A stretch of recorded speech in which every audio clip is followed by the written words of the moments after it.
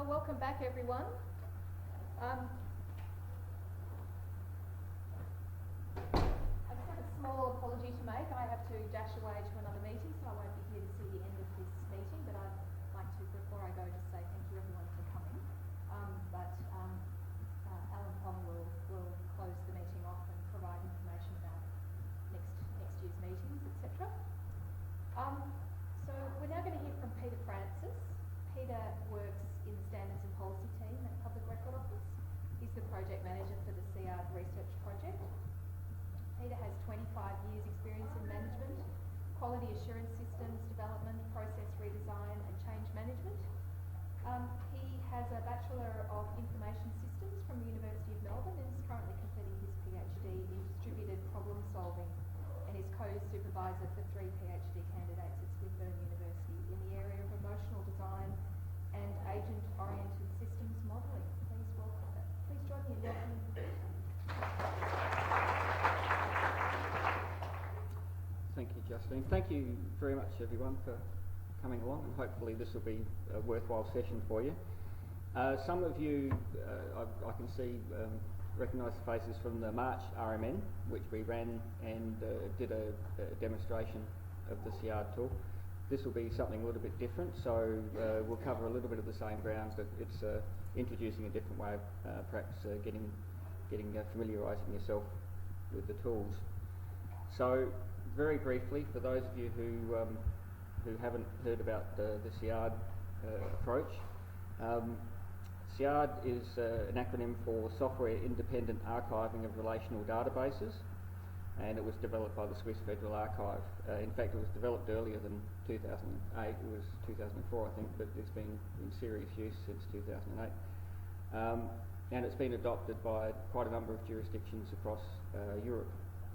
And Denmark have produced a slight variant on the same tool themselves, and their government actually mandated that all agencies would transfer, I think on a 5-yearly basis, relational databases using the tool and the format.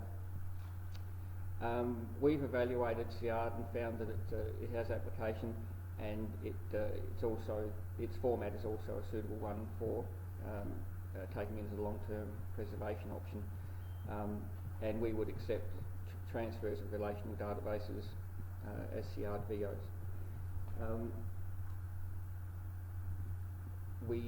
Today we're not going to talk an awful lot about the business systems that sit on top. This is an introduction to a way of getting your hands on SIARD and getting a bit of familiarity with it. But there's a lot of interesting things around the whole idea of transferring relational databases, given that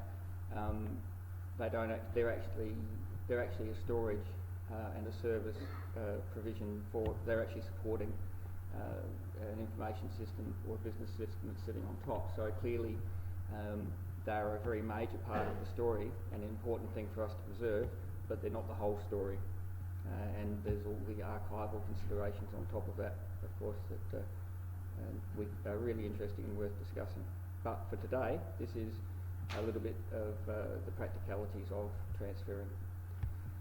So it's pretty simple at a high level. The SIARD tool, which we've just got depicted down here, can connect to the database that supports the business application. Now, the business application might be a candidate for decommissioning, or it might be regarded as being at risk for some other reason.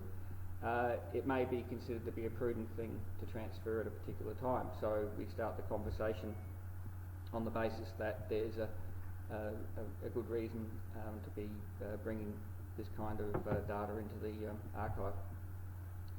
The SIARD tool doesn't actually connect with the business application on top. It connects directly to the database product that sits underneath. And at this point in time, it currently supports a number of the mainstream database products. So it supports Oracle, Microsoft SQL Server, IBM DB2, Microsoft Access, and MySQL.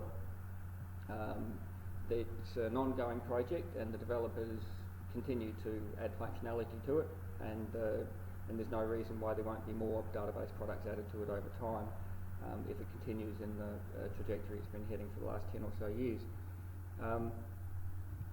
But the process is quite simple, the tool's quite simple too, as we'll see in a moment, but it connects to the database and it converts the data and the schema into a SIARD file, which is largely structured in the form of an XML file. But you'd certainly be a lot of familiarity if you're used to seeing XML files once you have a look at one. It produces this SIARD file.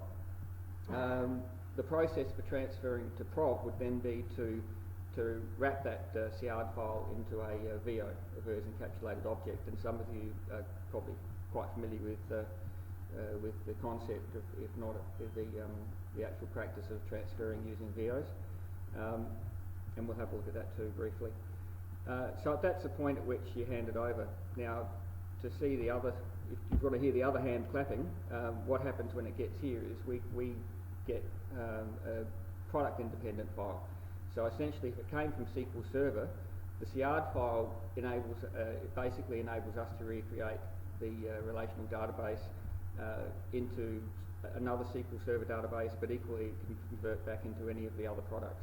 So it's a really useful, that's one of the important things about it. So you're not just taking a copy of the relational database and transferring it. As part of that transfer, you're actually converting it into a very standardised, standards compliant format, which means that it can then be inflated, if you like, into another product, which is critical when it comes to the long-term management of an archival object like that, because you can imagine that database products, although they don't change as frequently as some of the other software applications we're used to using, they do change, and products cease to exist.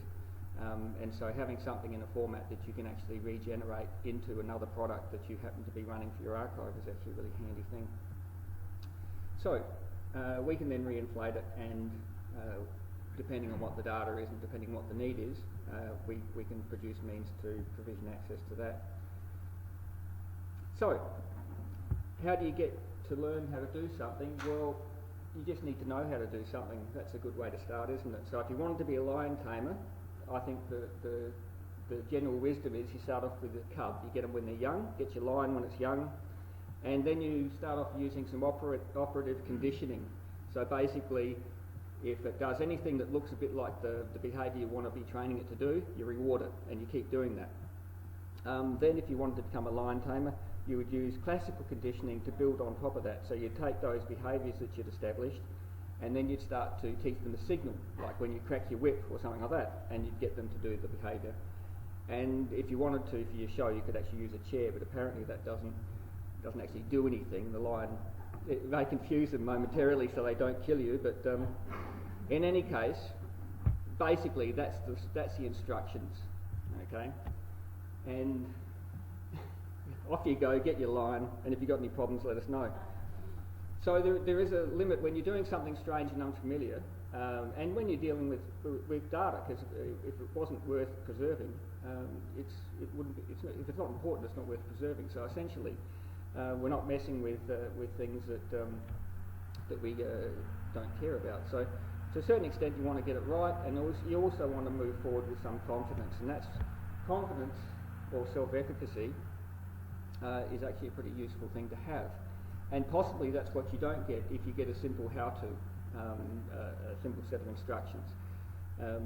You perhaps still may feel that at the end of the day you might read the instructions and say, yes, I believe that it can be done, but that's not the same as saying, yes, I could believe I could do that, which is a useful thing if you're wanting to evaluate SIARD or similar types of approaches. Developing the belief that you're able to do it is actually a pretty important step. And what we call, or what's called efficacy expectation, is also the idea that if you have any little hiccups or any problems that you encounter along the way, with how easily you give up, whether or not you feel as if you can't, it's just not worth going ahead with. So it's not a trivial thing. It sounds a bit soft and everything like that, but essentially this is really what we encounter whenever we take on anything new. So what can you do instead of reading about it? Well, you could see it, couldn't you? You could have a demonstration. So demonstrations are really good. And for those of you who were at the March the 15th RMN, I apologise for going over old ground, but for those of you who weren't, this is roughly what we did for for the demonstration. So if we speed it up, of course, to get through. But hopefully you'll get how useful it is to see a practical demonstration of everything being used and talked about. There you go. Yeah. Okay, so off you go. You should be right. One of the problems I would personally have with demonstrations, I think demonstrations are absolutely brilliant because technically it's called cognitive rehearsal. You can actually watch something being done, and while you're watching it you can actually say, I think I could do that bit, I could do that bit, I could do that bit, and so far it all makes sense. I can visualise myself doing it, which is actually a really useful thing to do. Personally, I would actually go away and probably not retain an awful lot of the demonstration, which is a difficult thing. So we could record the demonstrations, which is also a useful thing to do. But as good as demonstrations are, can we do something better? So that's what today is about, is to talk about something that takes us in past demonstration and seeing how things are done to actually doing it yourself. So what's better than having something demonstrated is to actually have a go at it. And once again, getting into the psychological mumbo-jumbo, we're getting out of the idea of vicarious experience where you watch somebody else do something and you actually start to do it yourself. When you do these things yourself, you get a bit of a feel or a bit of a sense for how long things take, how it works. You start to internalise a bit of it, and also you build up a dependable experience. If you can repeat the thing and do it over and over again, over time you sort of say, okay, well, it's pretty reliable, and that way when you do encounter things that don't make sense at particular times or whatever, don't quite work, you can actually recall the fact that, well, in fact, usually this does work, so I'm going to go and find out why in this particular case it's not quite looking like it should. Now that's really good, getting your hands on it and using it, and we've always encouraged people to have a go at this themselves because it's not a hideously difficult thing to set up and do yourself. But the reality is, if you wanted to go away from here and say, well, I want to have a go at this, you want to get yourself a laptop or a computer. You also want to get SIARD, and that's not hard to install. That's a very easy thing to install. But then you probably want to have a database that you're going from. So you'd install a product like MySQL or SQL Server or something like that. Then you would install a database you want to try going into. So just for interest, you'd always maybe try another product. So you want to install one of those other products. And then you want to work out how to connect to them. And that's not a really difficult thing either, but that can be a bit bewildering if you've never connected to them before, because they have little connection strings involved. None of that's all too hard. You can go away and do that yourself, and it'd be great. I mean, it's a really interesting thing to do. But once again, if you go away and do that with all your own stuff, and you're using your own data, if you then email and say, I'm having a bit of a problem with this, then it's really actually hard to work out, well, is it a problem with the database that's being used? Is it a problem with the connection string that's being used? Is it a problem with the platform that's being put on? It's really hard to actually say, well, I think that's what your problem is, because they do become quite a bit bespoke once you actually install it all yourself. So anyway, we're getting back to what's the main objective of getting experience. It is get there and start doing it as soon as you can. So what if we could set up an environment that you could actually get some experience and work within, where basically we provided a step-by-step guide so that the data was in there and we already knew how to connect to it and we already knew where it was going to go, and we could actually write you a little step-by-step process to go through yourself that we knew would work, and it would be protected a bit from the differences you get in the different computer environments that you might set things up yourself. And could you get up and going doing a conversion in, say, 30 minutes? That would be an interesting thing to pitch for. So over the course of this year, we set about putting together different types of environments, and we got one up in time for September in Forum, the RMN in Forum, and ran a workshop for 16 people where we actually trialled this. Well, we didn't trial it, we gave everybody a go at it, and by and large it actually worked quite well. So what we're going to have a look at today is that environment, and if you see what you think of it, I suppose. So Having said it's all about hands-on, clearly the nature of this forum is I'm going to give you a demonstration, but the tools are available for you guys if you're interested to get hold of them, just contact us. So we're using a portable virtual machine. So a virtual machine meaning that it runs as a guest operating system within the operating system of your computer. It's portable because it sits inside a folder, so basically you can copy the whole folder and plug it in somewhere else and run it. So it should run on pretty much any Windows-based computer. It's been set up so we can address the problem of getting started with evaluating and having to play with SIARD. We've got it to fit on a 16 gig USB key, and they're about $8 or $9 these days, so they're not expensive to get.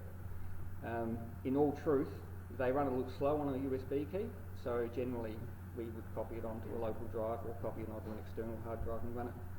But what you get in it is you get the SIARD tool, and it's all set up. In the case of the virtual machine we're currently running with, you're getting a Linux operating system, but it does kind of look a lot like Windows, so you should be able to find yourself way around it pretty well. It's got a full version of Oracle 10, okay, so it's got a pretty decent database in there. It's also got a full version of MySQL. So there, that gives us an opportunity to start practicing going from one product to another product using SIARD. It's got VO Creator in there. David Fowler has put together a VO Creator environment for you, and we've got a couple of different scenarios where you can do 4 different types of VOs. So that's really interesting too. It's got a step-by-step guide. The current step-by-step guide we're using is the one we used in the workshop, so it's a little bit like imagining the sound of one hand clapping a bit, because to a certain extent there's a little bit of dialogue that we supplied, so we probably want to flesh that out a bit if you want to go boldly on your own with it. And practice data, so it's got some demo data in there that you won't have any problems with privacy or security of it. You're handling data that it's already out there, nobody cares about it. And it's highly portable. So let's have a quick look at it. I will fire it up. So there it is. It's a folder, and you open up the folder, and it's got that's the operating system, but it's in an ISO file, and that's actually what the virtual machine uses. It's got a handy dandy PowerPoint in here, this is actually the one we developed earlier for the Inforum, and that's got your step-by-step. It's got all your passwords that you need, and it's got a step-by-step process for doing an end-to-end conversion of one of the databases into SIARD, wrapping it as a VO, pretending you're transferring it to the archive, and then also converting the SIARD back into another product. So why don't we fire it up?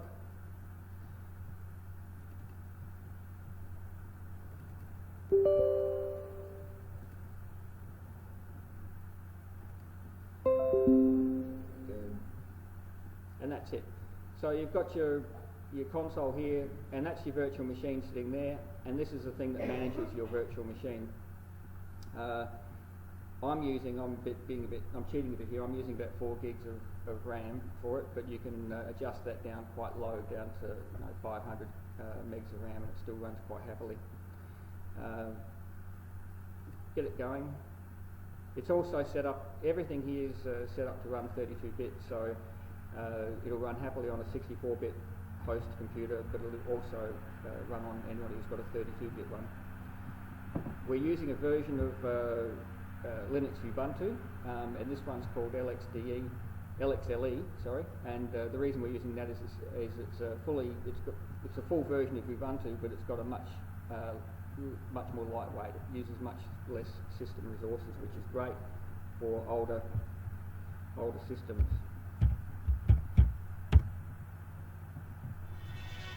And there we go.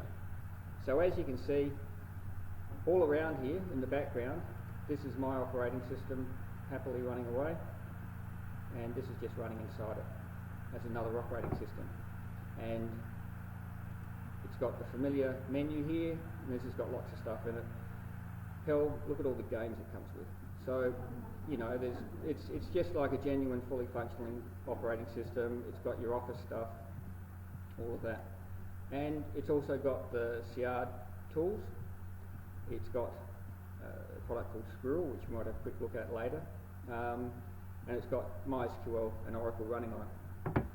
So, if you like, I can't remember, what time do we finish this? We go to 1:15? Okay. So what we'll do is we might as well sail through and you can have a look at some of it working and we'll see how far we get with it. So the scenario is that we've got an Oracle database which has an HR database in it. Okay. The MySQL one also has a demonstration database called Secula, and I think it's like a video shop. So you've got a database in each, and the idea is you can use this environment to see how you go getting one out of one into the other. So let's do the Oracle HR one. So what we do is we start up the SIARD suite, and SIARD also, this suite also includes a command line version which runs in 80% of the time. So if you're doing anything that's actually particularly large, use the command line, you save yourself some time. So that's a very simple interface, and this is a very simple product. And it's also very lightweight. But what we do is we want to create a new SIARD file, and first thing we do is we give it a name.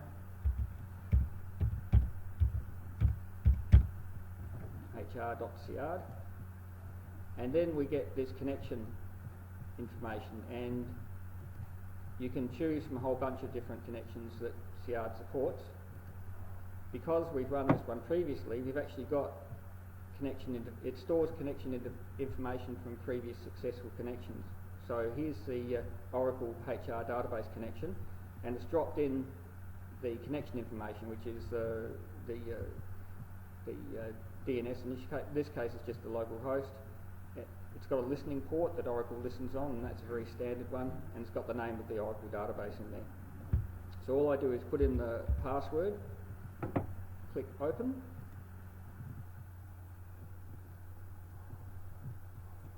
and that's SIARD running, with a little telling you what it's doing as it goes.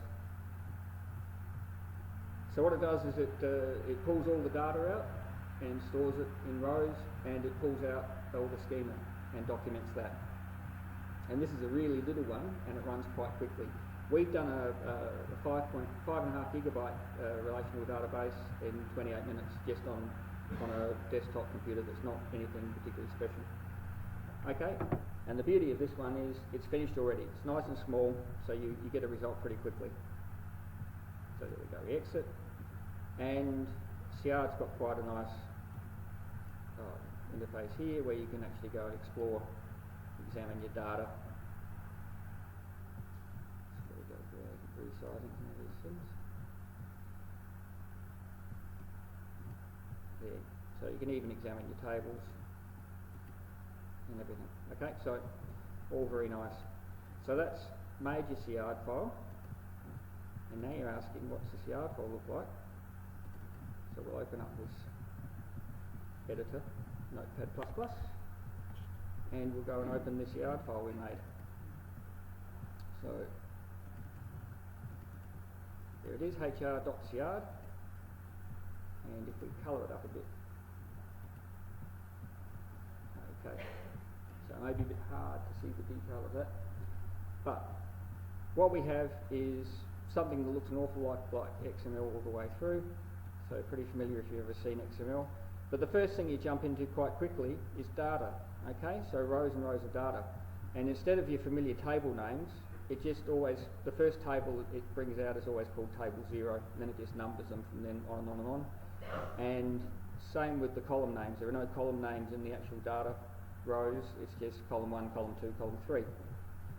If we go right to the end of the file, we'll start to get to the schema. So we'll start to getting the meaning of what those tables are actually called, and what the data types are, and what the column names are, and the like. Okay, so that's your SIARD file. The good thing about using the demonstration data and using a small database is it produces a manageable size file.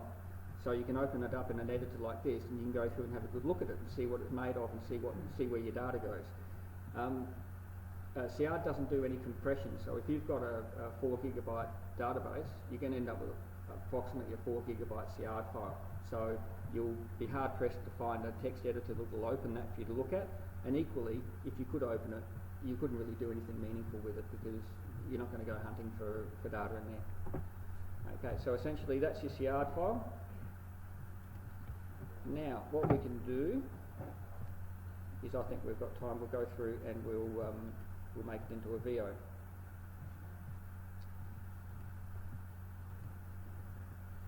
So, in our applications folder, we have VO Creator, and we've got one set up here for doing that particular SIARD file we've just done. It's got a signature file for SIARD. It's got the VO Creator batch file. In this case, because it's Linux, it's been made into a shell script, and it's got the metadata file. We've also got all the templates, which I won't go through because I think we're getting down to about 15 minutes to go. But we will push on. So that's where it is. That's where we want to go. First thing we want to do is we want to go and stick our SIARD file we just made into that same folder. So we'll go and do that. Go to our data. Copy. Paste it in there, and there it is as our SIARD one. Right, and we open up a terminal. You get pretty familiar with working with these if you haven't worked with them before. And we're going to copy that address. We're going to go to it.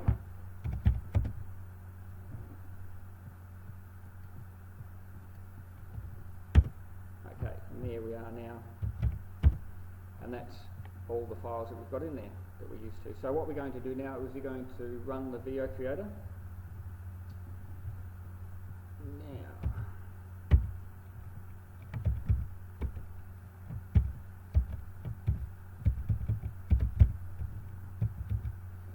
remember, I think that's all I need. So here all I'm doing is I'm telling it to run the shell script called VO Creator. What do I need? SH.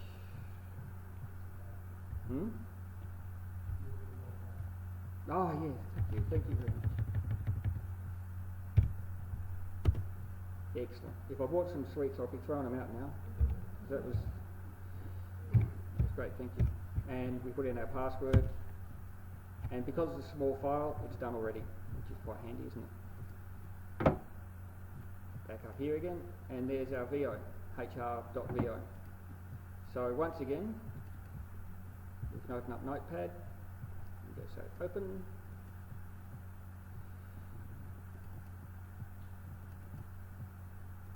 Oops. And there's our VO.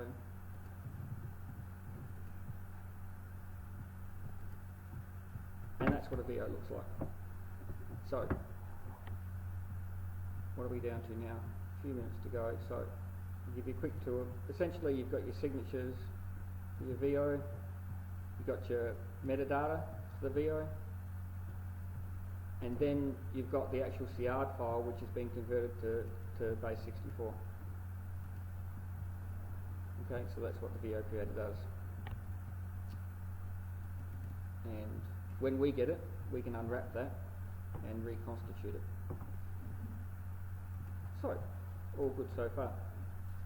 Now let's pretend we've now transferred that one to the archive, and we've wanted to load it into a MySQL archive database to provide some reports out of it, for example. So we've unwrapped the VO, what we want to do, and we've now got the SIARD file. We open up our MySQL client. There we go. We connect to the database.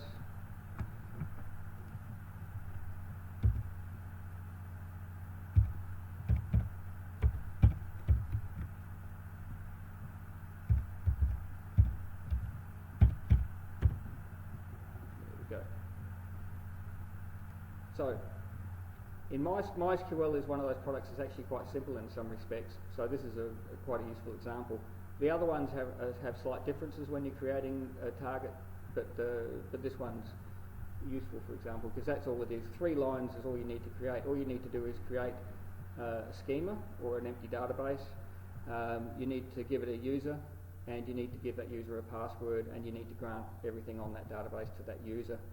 So we're just going to run that, and it's gone through and it says everything worked. We'll refresh that, and we've got our new empty database there. So there's no tables there, but it's got places for them. Okay, if we now minimise that, we've got somewhere to go to with SIARD. Open up SIARD again, and we go File, Open. Open our HR SIARD one. Loads it back into where it was before, and this time we tell it we want to load it into database. Okay, and once again, because we've run it before, we've actually got the connection information for MySQL in there. So it's a MySQL database. It's got the listening port there, 3306, and it's got the name of the database that we just created. And all we need to do here is put in the password, tell it to run, confirm that, away it goes.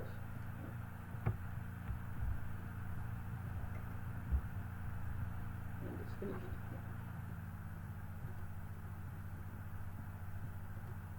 Okay, so we go back into here, oops, refresh it. There we go, now we've got lots of tables. So we've got all our tables in there from the HR database. Now, with a couple of minutes left, we could actually have a look at validation of these two. So when you're transferring from one to the other, it makes sense that if we're going to hold it for potentially years before it actually gets called upon, it's a good idea to validate it before it leaves. And given that we've compressed this into a couple of minutes, ordinarily you might spend some considerable time working out what database, the importance of the database, doing some documentation on it, doing all the transfer documentation for it. You become very, very familiar with the data and the content of it, as you should, as you do with pretty much everything you transfer, I imagine. So you're in an ideal position at that point in time to know what is good validation and what is not good validation. So when you run a few different ways of validating what you've got, you're in an ideal position to judge whether or not it's worked. So why don't we have a crack at some validation? And in this case, we're going to use an SQL tool called Squirrel. All of this stuff is either it's proprietary stuff that's licensed for you to download and install yourself, or it's free software to download and install. Okay, so we've set up some connections that connect this device. So this application could run queries on either of those two databases we just used. It's also got a virtual source created which will actually run queries on both connections at once, which is really handy. So what we've done now is we put that virtual source is using a special driver that can connect to more than one database at once, and you can run a query across two databases at the same time, which is just what we want. So we'll open up this query that we made for you previously, and that's, I don't know if you can read that from there. I'll tell you what it's saying. I'll tell you what it's doing there. It's a select query, so it's just telling, bring back all the rows from the countries table. You can change that to any of the tables that you want in the whole database. But it's saying, bring back all the rows from the Oracle HR countries table, joined up with all the tables from all the ones from let me scroll up a bit. That's better. So all the ones from the MySQL HR countries table, except the ones that appear in the Oracle HR table. So you can imagine that it's looking for ones that are in one but not in the other. And it's doing a union with the reverse of that. So give me all the ones that are in here except if they're already in that one. So it's basically working out what the difference is between the two. So we can then go and run that, and it's returned no rows. It's given us a column back, but it's returned no rows. Now in the few minutes left, I think this is probably worth us having a quick look at. If we open up MySQL Workbench again, and we go and retrieve Oops.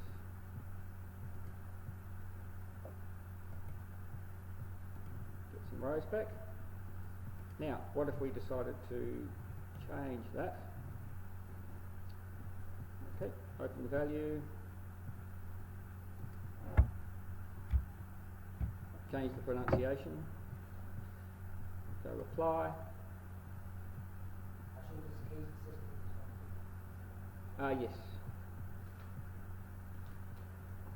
There we go, and we can see it's been changed in there. Now, we minimise that. What if we run that query again? It's going to make a fool of me. Why don't I close that, and it will ask me if I want to save it. Save changes. There we go. Okay, now let's try again. And it's told us that there's a row. Now, those of you who have been observing closely will see that in fact it's told me it's actually got the country name spelled the correct way. That's because all this does is it finds out which one's not the same as the other one. It doesn't really matter if you've got 6 million rows in a table. If it tells you this row is different from the corresponding row in the other one, that's good enough. That tells you where to look, so you're just looking one or the other. So it's quite a neat way of doing that, and over time this is something that I'm sure we'll just get better and better at working out how to do it. And of course, if you've got lots of tables, there's no reason why you can't actually write this to just cycle through and do them all. So I think that pretty much brings us to the end of that quick demo, even though today wasn't about demos, it was about getting your hands on it. So I hope you think that's an interesting or useful tool. We'd be happy to share it with you if you want to have a crack. And if you have any problems with it, we're also happy to talk to you about those. But this might be a useful point to start if you're thinking, well, it's an interesting thing, and sure it's great, but how do I sort of talk about this at work if I haven't really got a handle on how it works myself? So that's a good thing too. Even if you don't see yourself doing this yourself in the workplace, this is a useful way to actually just get your hands on it and say, well, I think I've got an idea how it works now, so I can talk to people about getting them to do it. Okay, so thank you very much.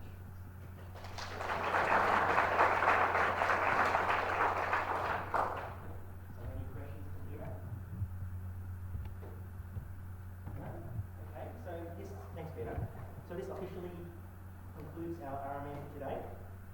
Just for your information, the SIARD presentation in March actually is on YouTube, and we've currently got 98 views. We want it to go viral, so please go and have a look. And also another piece of information is that the slides and the audio and the video will be on our website soon. We'll let you know via email. For the time being, please feel free to talk to Peter, Andrew, and Howard in regards to any questions after this. I'm sure they would like to hear from you. And also, more importantly, we'd like to please join me in thanking our speakers today, Peter, Andrew, and Howard, for their awesomeness and also. And to be on the good books of the comms and marketing team, please tweet away. Our hashtag is RMN 2015. And also, please join us on Twitter. You can do a search on government record keeping. We have a lot of important things to say, so you'll get news updates and all that. And also, we have a LinkedIn page as well. You can do a search, and more importantly, please be my LinkedIn friend. And thank you everyone for coming, and see you next time.